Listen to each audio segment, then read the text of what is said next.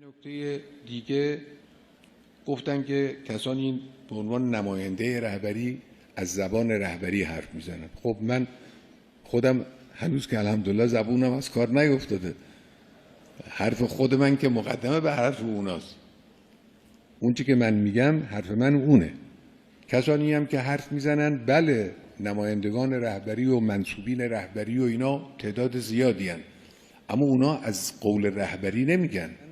اون کس حرف خودشو زده بود، از زبان رهبری چیزی نگفته بود. بنده هم حرف خودم رو زدم. خب شما حرف من رو از خود من بشنوید. بله ممکنه یه نفری جز منصوبین رهبری هم باشه درباره فلان مسئله عقیده خلاف رهبری هم داشته باشه، هیچ اشکال نداره، اینجور چیزی هم هست. خیلی از همین آقایان محترمی که منصوبین رهبریان در یک فلان مسئله خاص سیاسی یا اجتماعی یا اعتقادی ممکنه عقیدهشون غیر از عقیده رهبری باشه. ما این رو اشکال ندونستیم.